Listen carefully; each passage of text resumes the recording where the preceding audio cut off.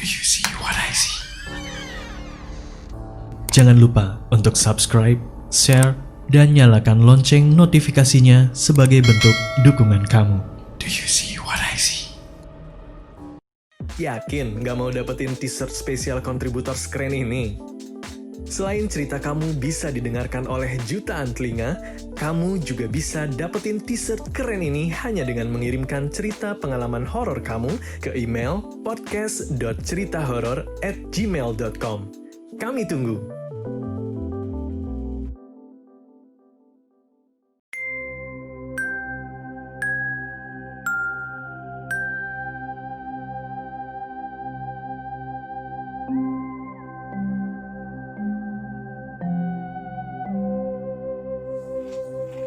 Assalamualaikum warahmatullahi wabarakatuh. Halo warga desa Sukawedi. Pertama-tama, izinkan saya memperkenalkan diri saya terlebih dahulu.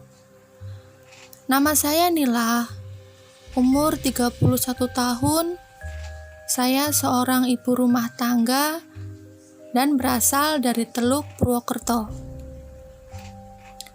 Pengalaman horor ini saya alami kurang lebih 5 tahun yang lalu ketika saya masih bekerja di salah satu rumah makan di daerah Purwokerto. Tapi entah kenapa kejadian yang saya alami masih terekam jelas di pikiran saya sampai hari ini. Awal cerita, kebetulan di rumah makan tempat kerja saya dipercaya sebagai kasir oleh pimpinan saya. Alhamdulillah, selama saya bekerja di rumah makan ini, saya tidak mendapatkan kesulitan apapun. Semua lancar-lancar saja. Dan saya ditempatkan memang di cabang Purwokerto yang letaknya tidak jauh dari rumah saya. Singkat cerita, kurang lebih 8 bulan saya bekerja, saya mendapatkan tugas untuk backup kasir di cabang Cirebon selama 1 bulan. Awalnya saya sempat ragu, tapi setelah saya pikir-pikir, gak ada salahnya saya ambil tugas ini. Toh cuma 1 bulan, hitung-hitung buat pengalaman dan bertambah teman di sana. Lalu seminggu kemudian, hari keberangkatan pun tiba. Saya diberangkatkan oleh pihak rumah makan sekitar jam 11 siang menggunakan jasa travel. Saya sudah bisa menebak, perjalanan mungkin akan memakan waktu kurang lebih 4-5 jam. Jadi saya pikir sampai Cirebon sekitar jam 3 atau jam 4 sore. Tapi ternyata prediksi saya salah. Jalan macet. Dan saya sampai Cirebon jam 8.30 malam. Dan sesampai di sana, pimpinan rumah makan cabang Cirebon langsung memerintahkan karyawan lain untuk mengantar saya ke kosan saya. Begitu sampai di kosan, ibu kos langsung menunjukkan kamar yang akan saya tempati, yaitu kamar nomor 1, yang letaknya berdampingan dengan perkarangan. Tidak banyak kamar kosnya, hanya ada 7 kamar. Itu pun yang terisi hanya 4 kamar, termasuk saya sendiri. Sebenarnya saya ingin menggunakan kamar nomor 2, tapi ibu kos bilang, "Besok ya teh, dibersihin dulu kamarnya, sama diganti lampunya. Soalnya kemarin lampunya sempat mati, belum sempat diganti teh." Ya sudah, saya tidak berpikir lama, saya iyakan saja, dan saya langsung masuk ke kamar nomor 1. Jujur saat itu saya tidak merasakan hal apapun atau hal-hal yang mungkin mencurigakan. Saya hanya fokus merapikan tempat tidur, memasukkan baju-baju ke dalam lemari, dan saya langsung pergi mandi. Karena badan sudah terasa letih sekali. Dan saya diberitahukan oleh pimpinan rumah makan bahwa besok saya masuk shift pagi, yaitu jam 9 pagi. Jadi setelah semua selesai, saya langsung tidur.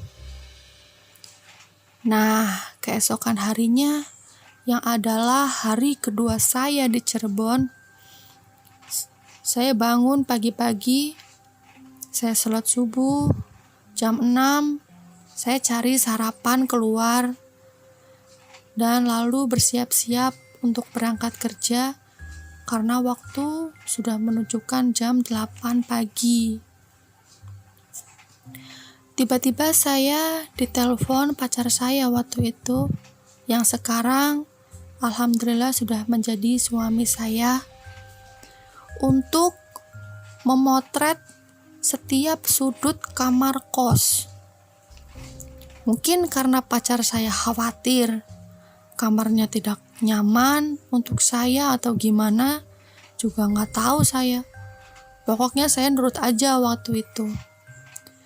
Saya foto dari kamar mandinya, sudut lemari, tempat tidur, sampai yang terakhir saya foto bagian belakang pintu kamar. Kemudian saya kirim semua foto-foto lewat BBM waktu itu, sambil saya siap-siap mau pergi kerja. Di sepanjang jalan saya berangkat kerja, saya membalas BBM pacar saya karena dia terus-terusan rewel dan tanya, itu ada apa warna putih di belakang pintu? Saya dengan santainya menjawab, itu pantulan cahaya mungkin. Tapi pacar saya tetap kekeh kalau itu bentuk putih lonjong ke atas tinggi seperti bentuk Casper. Begitu saya zoom fotonya, wah, benar juga ya, kenapa ada bentuk Casper di belakang pintu? Sedangkan seingat saya, kamar saya tidak ada lubang atau kaca yang memungkinkan terjadinya pantulan cahaya yang masuk ke dalam kamar. Lubang ventilasi hanya ada 2 di atas pintu, dan itu pun kamar saya sangat tertutup oleh cahaya masuk. Tapi ya sudahlah, saya nggak mau terlalu negative thinking, karena saya mau fokus kerja saja. Karena hari ini hari pertama saya backup kasir di rumah makan cabang Cirebon. Sore hari tiba. Alhamdulillah pekerjaan pertama saya di sana lancar. Dan tepat jam 6 sore saya pulang dan kembali ke kosan. Belum sempat saya berganti pakaian, ibu kos mengetuk pintu kamar saya dan memberikan saya 1 piring karedok. Ibu kos lalu berkata, "Teteh, ini kunci kamar nomor 2, barangkali teteh mau pindah, gak apa-apa. Sudah ibu bereskan semuanya. Lampu juga sudah ibu ganti." Tapi karena saya pribadi masih lelah perjalanan dan baru pulang kerja, saya benar-benar gak ada tenaga untuk memindahkan barang-barang lagi. Jadi tanpa pikir panjang, saya bilang ke ibu kos kalau saya gak jadi pindah. Saya di kamar nomor 1 saja. Lalu ibu kos mengiyakan, tapi juga mengingatkan kalau semisalnya saya jadi pindah, tinggal bilang aja ke ibu kos, gitu katanya. Lalu tanpa pikir panjang, saya langsung melahap karedok pemberian ibu kos. Wah, alhamdulillah batin saya. Kebetulan juga saya lapar dan rasanya malas untuk keluar membeli makanan. Lalu saya makan sambil membalas chat BBM pacar saya yang masih saja bertanya-tanya, kalau apa itu bayangan putih yang ada di foto di belakang pintu kamar kamu? Itu kira-kira apa? Setelah makan, piring dan sendok kotor saya taruh di kamar mandi. Dan saya masih malas rasanya untuk mandi. Badan masih capek, terutama kaki saya. Jadi saya memilih untuk tidur-tiduran dulu lah di kasur. Tetapi tiba-tiba saya mendengar suara piring dan sendok di kamar mandi bertautan. Tek, tek, tek, tek, tek, tek. Seperti itulah bunyinya. Awalnya saya cuek-cuek saja. Itu pasti tikus got deh, lagi korek-korek piring bekas makanan.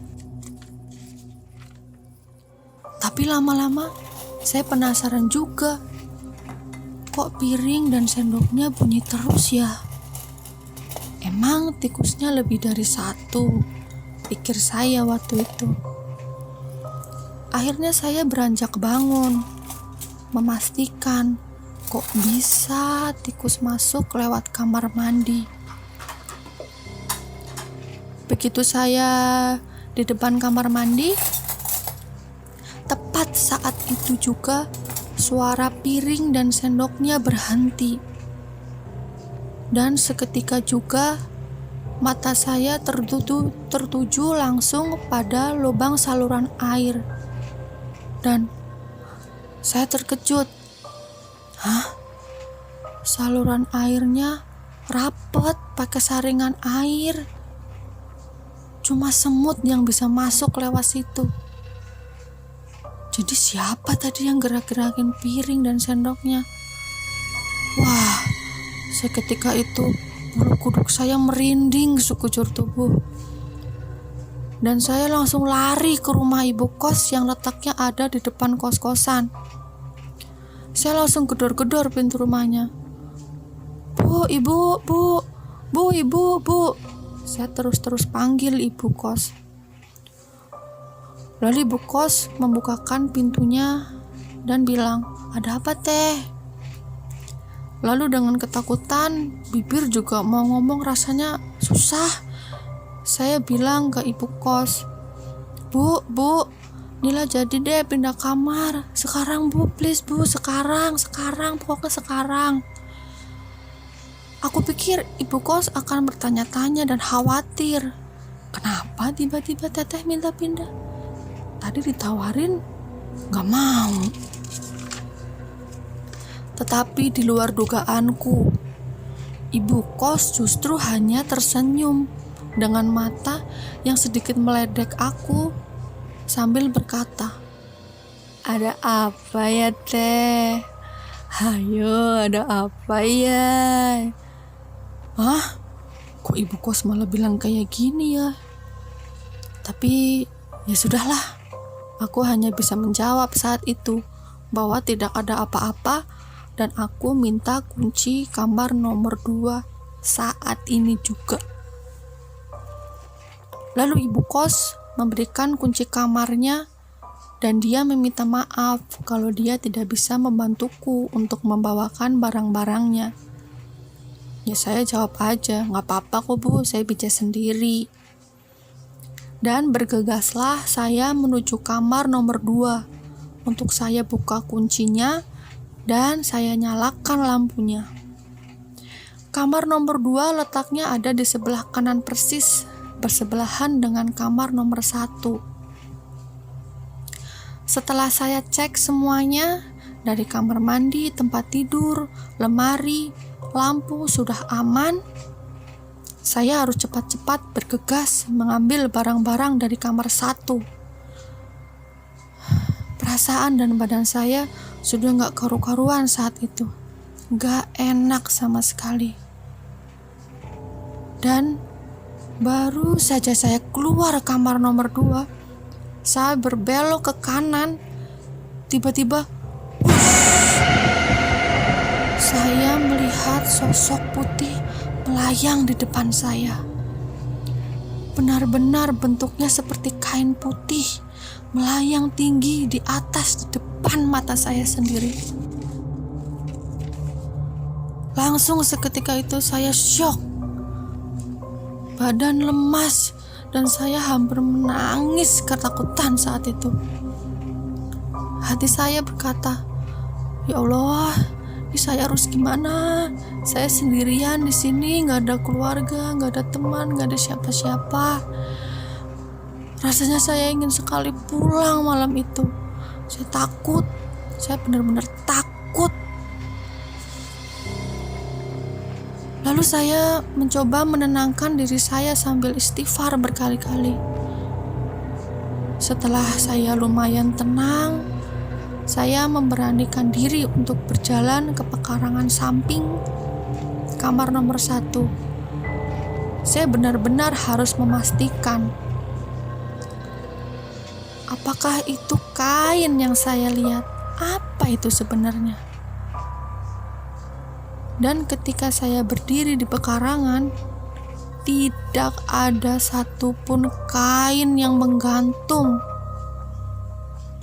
Saya kan selalu berpikir positif, mungkin penghuni kos lain sedang menjemur spray tengah malam begini. Tapi ternyata kosong. Tidak ada pakaian yang dijemur atau apapun yang dijemur malam itu. Oke, fix. Aku harus cepat-cepat bawa barangku ke kamar nomor 2. Gak butuh waktu lama. Akhirnya aku sudah pindah ke kamar nomor 2. Dan aku duduk di tempat tidur sambil mencerna semua kejadian yang baru saja saya alami. Mau gimana pun, saya gak bisa pulang ke Purwokerto karena saya punya tugas sebulan di Cirebon di sini. Dan sebenarnya bisa saja saya pindah kos lain. Tapi saya pikir-pikir lagi, rasanya sayang uang kosnya karena saya sudah lunasin untuk 1 bulan penuh. Ya, begitulah cerita horor yang menurut saya ini adalah pengalaman yang tidak akan pernah saya lupakan.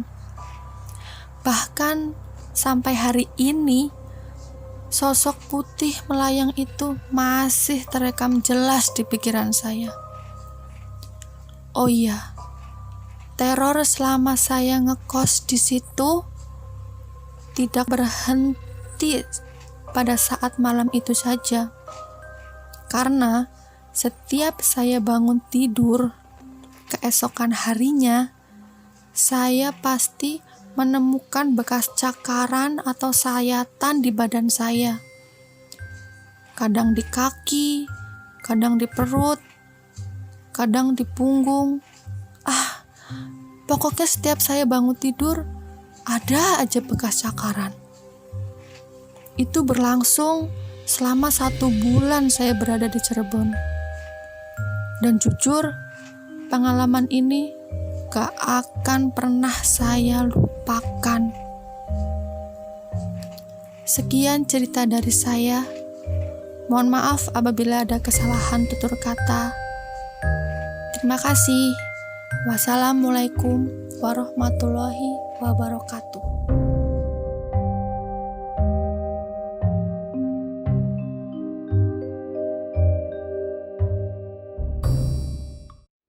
Kamu juga punya pengalaman horor? Kirim cerita kamu ke alamat berikut.